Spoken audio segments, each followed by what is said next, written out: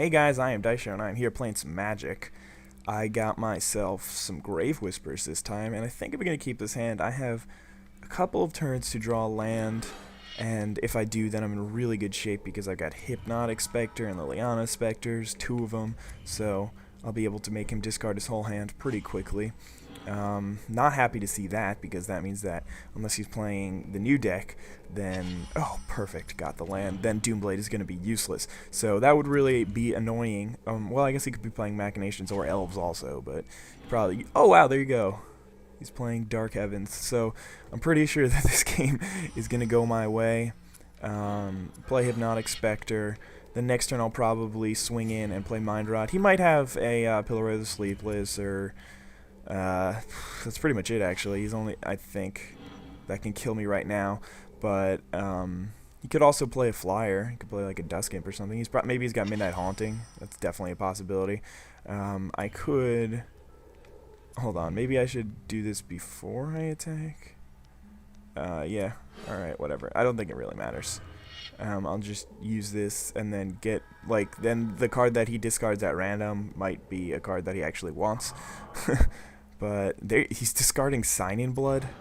That is a terrible idea. Even if he doesn't have the second swamp in his hand, then it's just a really bad idea because Sign in Blood is like literally one of the best cards to combat this deck because it helps him draw, so it's perfect. But he's gonna get Face Fetters out there, and that's not really too happy for me. He gained some life, and my guy can't swing in anymore, but at least, ooh, the Rack. Not really, I mean, it would be useful to have it out right now, but I would rather play a guy who's going to swing in for damage and make him discard a card. Hopefully next turn I'll draw the land so I can do both. But there you go, Woebringer Demon. That's it's not bad to get rid of. I would not be happy to see that card, but Baneslayer's not bad. I got Doomblade for it. So that's lucky. He's like, yes, I'm still okay. I got Baneslayer. Phew. It's going to be good. It's going to be awesome. Alright, so now we pick up the land, but first I have to Doomblade this because I want to swing in, so there's no point in just waiting until, like, second main or whatever. And I would like to play the Rack, please. Thank you. And now is when something like Reanimate or Beacon of Unrest would come into handy because I would love to have a Baneslayer on my side of the field. That would be rather awesome. But there you go, swing in for 2. He's got 1 card in hand. He's going to take another 2 at his upkeep. And unless he plays something really good here, then I think he's kind of screwed. Looks like he's got maybe another bomb in his hand. I don't know. And I'm just going to make him discard it with Liliana Spectre. So that's good. And I also have Consume Spirit in my hand. So if he does get a guy out eventually, then I'll be able to murder it. So Chrome Angel of Wrath. I mean, that was just an unfortunate draw on his part, or just from the start. Because if he kept that hand, I don't know what kind of hand he kept. He probably kept. I mean, it actually seems like a pretty decent hand. Lands, Sign in Blood, Doomblade, Cadaverant. Like, he probably thought he was fine at the beginning of this game. What you got there? Is that just a 1/1 guy? That guy is not good. But now you guys are going to be like, see, Daisho, we told you this deck is bad. I'm just going to Consume Spirit that guy. Because if it'll basically allow me to swing in with both my guys, so that I'm dealing 7 damage this turn. So that's definitely worth it. Although if I had swung in and he decided to block, then I would have gotten a zombie out of it. So I guess it really didn't matter much. But then you guys are gonna be like, see, Daisho, Dark Heavens is terrible. But first of all, Dark Heavens has a bad matchup against this deck. Second of all, I can't say anything for other people playing Dark Heavens. I can only say stuff for when I play it. But because not everyone plays it the right way. Not everyone builds the deck correctly. But anyway, I hope you guys enjoyed that game. Have a nice day. Bye. Hey guys, I am Daisho and I am here playing some Magic, and today I'm going to be using Unquenchable. I decided that I kind of need to get some gameplay with the old decks for my chart. Ooh, like this hand, for my spreadsheet. For those of you who don't know, maybe you guys haven't been following me too long, I am making this spreadsheet where basically I record every single game that I play, and against who I play, I mean against which deck I play, and with which deck I play, and then I record it, and then I basically have this spreadsheet where eventually I hope it'll give me a good idea of which decks are going to be the best and which decks are going to be the worst. So I have a long way to go. I've only played 238 games since I started this spreadsheet, and I have not been able to play against all of the decks. I think I might actually just Flame Slash that, because I don't want him to gain life. That would be really terrible for me. So I mean, I'm going to swing in first. If he blocks, then he blocks. But if not, then I'll kill it, because I have another burn spell in my hand, and I can't see myself going up against anything more powerful than a Soul Warden. I feel like that'll be one of the best cards for playing against my deck. So I think that was a good idea. But who knows? Maybe it'll come back to hurt me. Anyway, about the spreadsheet. So I think I need at least 1,000 games, probably more like 2,000, to even come close to having an idea. So Squadron Hawk is not fun. But I'm not going to swing in this turn, because if I do swing in this turn, then I'm not going to get the full effect out of Goblin Arsonist if he blocks. But I really need to drop Pyroclasm or something.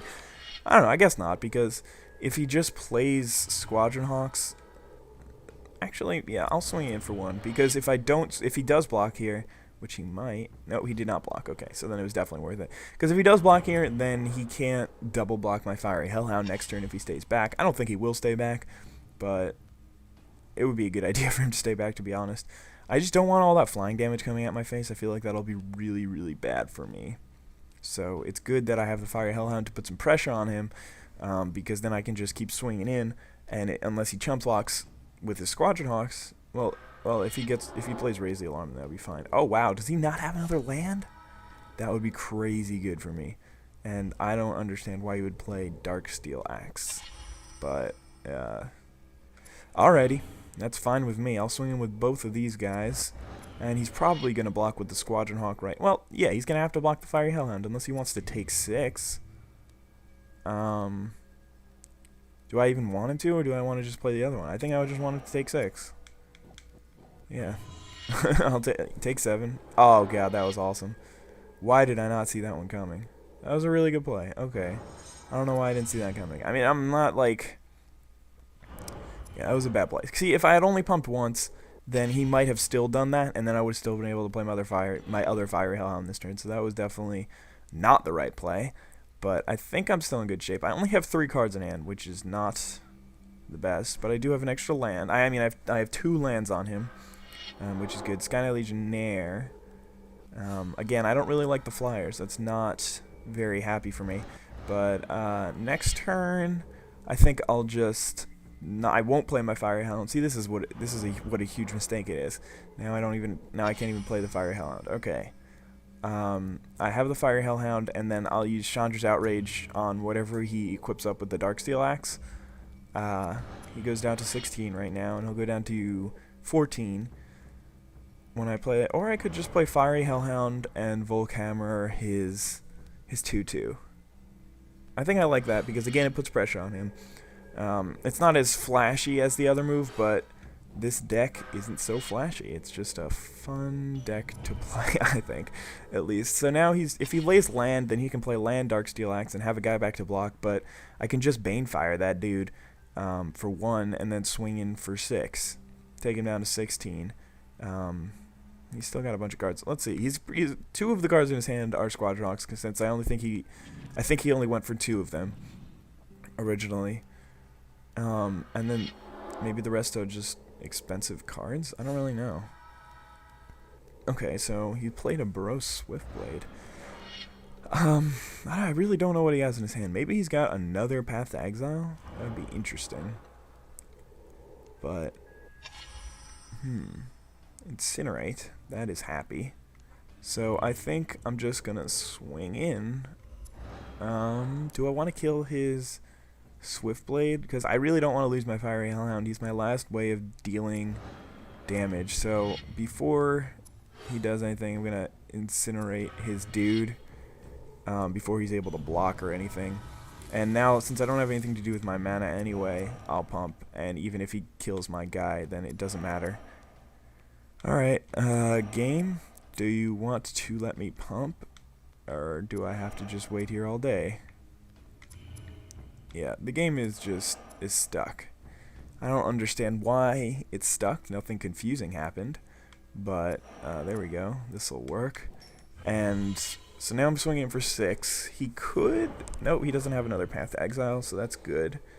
Or yeah, it's good, because I would definitely rather have Pass Exile than land. And then next turn, I might be able to win. No, I don't think I can win next turn. Let's see, I have 5 lands, so I can only get in for 4 with Banefire. But that's annoying. That's another guy who I just have to kill if I want to win the game. So, but it's not too big of a deal, actually, because what I can do is, hopefully I'll draw some small burn. That would be the best situation right here. Blaze. Okay. So, what I really can do is I can just swing in with both my guys this turn. And then just Blaze his face, and then next turn I can Banefire his face, but that's a little risky because he's playing a life gain deck. So what I'm going to do is I'm just going to, well, I see, I can Blaze his creature for 3, and then I still have Chandra's Outrage available, and I still can tap 2, so I think I like that play the best. And even though I could Blaze his face, and yeah, alright. I just want to do it for 2 creatures, your guy, and then, I mean...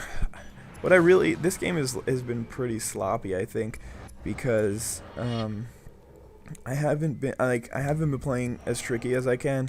I had Incinerate, which I didn't really use correctly. Is that another path? Huh. Okay. Well, it's still not the end of the world, because now I have 5 mana open for Banefire.